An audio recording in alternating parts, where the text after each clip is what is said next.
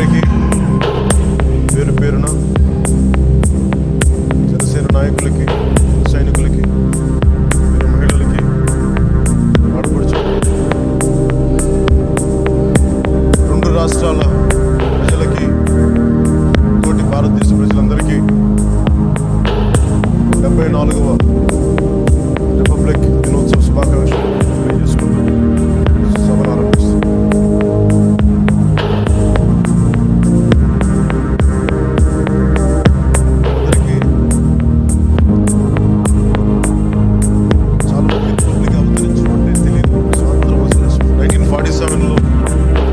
స్వాతంత్రం వచ్చి మళ్ళీ 50 మళ్ళీ రిపబ్లిక్ అనేది 2 సార్లు ఎందుకు అనేది అప్పుడప్పుడు కొంతమంది మధ్య చర్చ జరుగుతూ ఉంటుంది.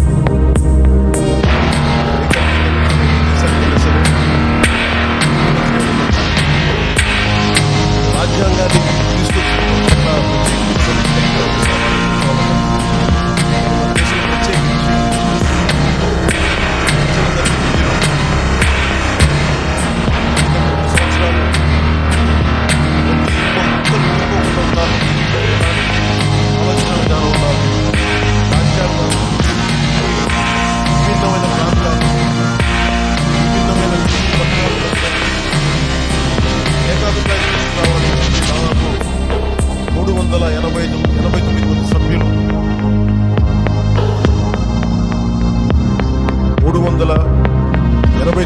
సభ్యులు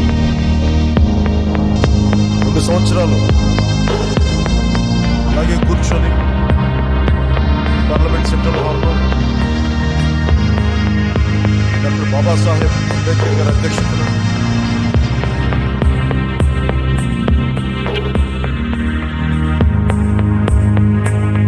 ముసాయిదా కమిటీ ఒక 6 మంది ముఖ్యమైన సభ్యులు ఉన్నారు. వారిలో ఎన్ గోపాలస్వామి అయ్యంగార్, అల్లాడి కృష్ణస్వామి అయ్యర్, కేఎం మున్షి, ఎస్ఎం సాదుల్లా, ఎన్ మాధవరావు, టిటి కృష్ణమాచారి ఇలాంటి మహోన్నతులు, మహానుభావులు బాబాసాహెబ్ గారి అంబేద్కర్ గారి అధ్యక్షతన దాదాపు 2 సంవత్సరాలు ఈ మనందరికీ ఉమ్మడిగా ప్రయోజనాల కోసం ఈ రాజ్యాంగాన్ని తీసుకొచ్చిన విధానం చాలా గొప్పగా ఉంటుంది. ఇప్పుడు మనం ఈ మువ్వెన్నుల జెండా ఎందుకు ఉండాలి, ధర్మచక్రం ఎందుకు ఉండాలి, అంతకుముందు చర్క ఎందుకు ఉండకూడదని దీని మీద కూడా డిబేట్లు జరిపి ఒక 15 పేజీలు డిబేట్ ఉన్నాయంటే కొన్ని గంటల పాటు, కొన్ని రోజుల పాటు చర్చలు జరిపి ఒక ప్రతిదాన్ని ఒక నిర్ణయం తీసుకున్నారు. అంత కష్టపడ్డారు మన కోసం. ఇది ఎందుకు జరుపుకోవాలి, ఇదేదో మనం అరవడానికో కేకలు పెట్టడానికో మనందరం గుమిగూటానికో కాదు, బాధ్యత తెలుసుకోవడానికి. స్వాతంత్ర దినోత్సవం కానీ రిపబ్లిక్ డే కానీ ఎంతమంది త్యాగాల ఫలితంగా మనం ఈ రోజున మనం ఏదైనా వ్యాపారాలు చేసుకోవడానికో, పిల్లలను చదువులు చదివించుకోవడానికో, అసలు దేశం అనేది ఉండటానికి ఆ మహానుభావుల్ని స్మరించుకోవడానికి దినం. వారు చేసిన త్యాగాలకి మన రుణగ్రస్తులు. 1947లో దేశ విభజన మత ప్రాతిపాదికన జరిగితే కొన్ని లక్షలాది మంది చనిపోయారు, ఊచకొత గురయ్యారు 2 వైపులా. ఒకవైపు ఫ్రీడమ్ ఎట్ మిడ్ నైట్ అనేది నెహ్రూ గారు స్పీచ్ ఇస్తుంటే, అదే సమయానికి పంజాబ్లో ఆడపడుచులు విపరీతమైన మానభంగాలకు గురైన సందర్భం, ఊచకోతకు గురైన సందర్భం. అంటే చాలా హింసతో వచ్చింది. మన శాంతితో రాలేదు మన స్వాతంత్రం. చూడటానికి అలా అనిపించచ్చేమో కానీ నాన్ వైలెంట్ మూమెంట్లో కానీ అహింసాయుతంగా వచ్చింది అని అనుకోవచ్చేమో కానీ చాలా హింస ఉంది మన స్వాతంత్ర్యం వెనకాల, లక్షలాది మంది. సో అవన్నీ తెలుసుకుంటే తప్ప భవిష్యత్తులో మనం ఎలా ఉండాలి అనేది మనకి అర్థం కాదు. అదృష్టవశాత్తు పెద్దలతో చాలామందితో మాట్లాడి కూర్చోవటం వల్ల చాలా చిన్న వయసు నుంచి దేశం పట్ల చాలా బాధ్యత ఉంది. మహానుభావుల త్యాగాల వల్ల ఈరోజు మన జీవితం ఉంది.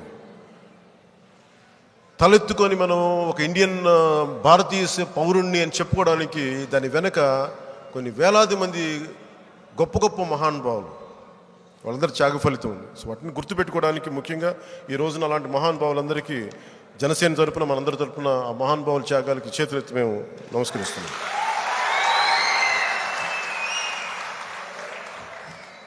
అలాగే ప్రతి రిపబ్లిక్ డే ముందు రోజు మనకి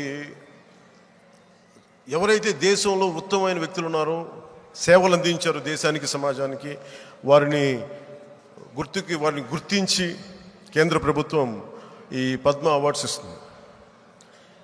నిన్న రాత్రి పద్మ అవార్డ్స్ ఇచ్చిన వ్యక్తుల్లో నాకు ప్రత్యేకించి గత సంవత్సరంలో కానీ ఈ సంవత్సరంలో కానీ నాకు తెలిసిన వ్యక్తులు ఒకరిద్దరు ఉండటం నాకు నిజంగా చాలా ఆనందం కలిగించింది. శ్రీ సంకురాత్రి చంద్రశేఖర్ గారు, కాకినాడ సంకురాత్రి ఫౌండేషన్ ద్వారా ఆయన ఉచిత కంటి వైద్యం, ఉచిత విద్య అందిస్తున్నారు.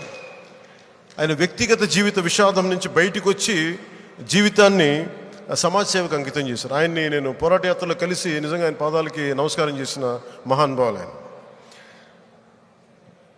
దీనికి ముఖ్యంగా ప్రధానమంత్రి గారు నరేంద్ర మోదీ గారికి మనస్ఫూర్తిగా, కేంద్ర ప్రభుత్వానికి మనస్ఫూర్తిగా నేను ధన్యవాదాలు తెలుపుకున్నాను. దేనికి అంటే మనకు తెలిసిన వాళ్ళు వీటన్నిటికంటే కూడా, ఉదాహరణకి రామకృష్ణారెడ్డి గారు ఉన్నారు. ఆయన భాషా శాస్త్రవేత్త. గిరిజన భాషలైన కులి, మండ భాషలపై పరిశోధన చేసి నిఘంటువులు తీసుకొచ్చారు, రూపొందించారు. గిరిజన భాషలకు అధికార భాషలుగా గుర్తించాలి అని చెప్పి ఆయన ప్రతిపాదన ఉంది. అలాగే కోట సచ్చిదానంద శాస్త్రి రామాయణ, భారత ఇతిహాసాలు, అష్టాదశ పురాణ అంశాలపైన ఇది సామాన్యులకి హరికథల ద్వారా చేర్చేవారు. ఇప్పుడు ఆయనకి దాదాపు 80 పైచిలుకు వయసు. అలాగే డాక్టర్ సివి రాజు, ఏటికొప్పాక బొమ్మల కళాకారు. అలాగే శ్రీ అబ్బారెడ్డి నాగేశ్వరరావు గారు, అరుణాచల్ ప్రదేశ్లో దాదాపు 35 రకాల ఈ ఆర్కిడ్ పుష్పాలు జాతుల్ని కనుగొన్న తెలుగు వ్యక్తి. అలాగే శ్రీ విజయ్ గుప్తా, దేశంలో ఈ రోజున మన ఆక్వా ఫామ్, నీళ్ళు విప్లవం అంటే ఆక్వా రంగం ఇన్ని వేల కోట్లు ఉంది, 25,000 కోట్ల పైకి ఆదాయం ఉంది అనేది ఈరోజు మనకి అన్ని జిల్లాల్లో ఉండటానికి అసలు దీనికి తెరదీసిన వ్యక్తి శ్రీ విజయ్ గుప్తా అని. ఆయన మత్స్య సాంకేతిక నిపుణుడు. అలాగే నాకు తెలిసిన పోయిన సంవత్సరం బిమ్లా నాయక్లో పాట రాసిన శ్రీ కిన్నెర వాయిద్యాన్ని అందించిన మొగలయ్య గారు. అలాగే చాలా నిస్వార్థంగా కూలీ నాలి చేసుకుంటూ వనజీవి రామయ్య గారు చెట్లు నాటుకుంటూ వెళ్ళిపోయి కొన్ని దశాబ్దాలు ఆయన చెట్లు నాటి ఈ రోజున ఒక సామాజిక అడుగుల్ని పెంచిన వనజీవి రామయ్య గారికి. అలాగే రోడ్డు పక్కన చిన్న పండ్లు అమ్ముకుంటూ ఒక స్కూల్ కట్టించిన కర్ణాటక పెద్దలు శ్రీ హరేకుల హజబ్బ గారికి కూడా గత సంవత్సరం అలాగే ఈ సంవత్సరం అవార్డు గ్రహీతలందరినీ చూస్తే భారతీయ జనతా పార్టీ ఆధ్వర్యంలో నడుస్తున్న కేంద్ర ప్రభుత్వానికి మనస్ఫూర్తిగా నా అభినందనలు తెలియజేస్తాను. అన్సంగ్ హీరోస్ మనకి ఎవరు తెలియకపోవచ్చు, ఒక నటులు తెలియచ్చు, లేదంటే కొంతమంది రాజకీయ నాయకులు తెలియచ్చేమో, కానీ ఒక వనజీవి రామయ్య, ఒక మొగిలయ్య, లేదంటే సివి రాజు గారు, అబ్బారెడ్డి నాగేశ్వరరావు గారు, విజయ్ గుప్తా గారు, లేదా సంకురాత్రి చంద్రశేఖర్ ఎవరు తెలియదు మనకి. అంటే నాకు ఎందుకు నమ్ముతారు, నేను జీవితంలో పెద్ద వ్యక్తులను ఎతకను. నేను మన ఇంటి పక్కన మన దూరంలో దగ్గరలో ఉండే హీరోలను ఎతుకుతాను. సంకురాత్రి చంద్రశేఖర్ గారి జీవితం చూస్తే మీకు చాలామందికి 2000 పుట్టిన తర్వాత మీకు తెలిసిందో లేదో తెలియదు, కానీ ఆ కనిష్క ఫ్లైట్ యాక్సిడెంట్ జరిగింది. ఉగ్రవాదులు పేల్చేశారు. కెనడా నుంచి వస్తున్న భారతదేశ ఫ్లైట్లో బాంబు పెట్టి పేల్చేశారు 80sలో. ఆ ఉపద్రవంలో చనిపోయిన వ్యక్తుల కుటుంబం, పూర్తి కుటుంబం సంకురాత్రి చంద్రశేఖర్ గారి కుటుంబం, పిల్లలతో సహా, భార్య పిల్లలతో సహా ఆయన కుటుంబాన్ని పోగొట్టుకున్నారు.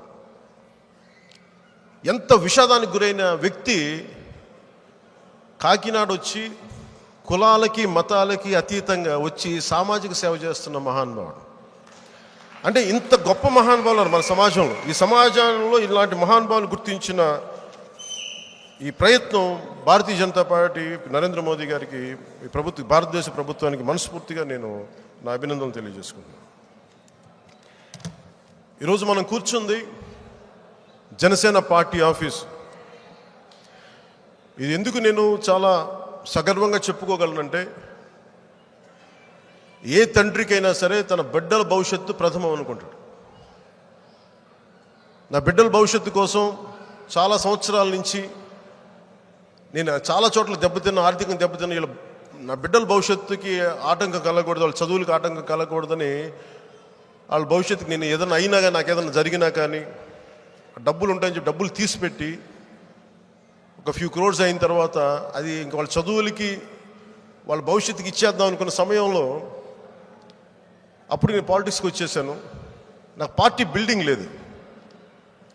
ఆ టైంలో టీడీపీ ప్రభుత్వం ఉన్నప్పుడు నన్ను అందరూ అడిగారు, ఇక్కడ మనకి అమరావతిలో మనకి అన్ని పార్టీలకి స్థలం ఇస్తున్నారు, మీరు కూడా తీసుకోండి అని. అది నాకు అర్హత లేదు, నాకు అడిగే అర్హత నాకు లేదు, అలాంటి పనులు కూడా నేను చేయను. మన సొంత స్థలంలో కొనుక్కుంటానని చెప్పి,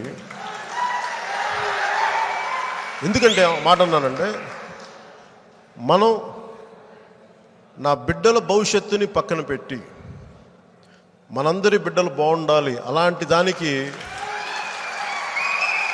నేను ఆ డబ్బంతా మన పార్టీ నిర్మాణానికి ఈ హాల్కి వెచ్చించాను. దీంట్లో వేరే పని ఏమి ఉండదు. దీంట్లో కేవలం ప్రజలకు సంబంధించిన అంశాలపైనే మన బిడ్డ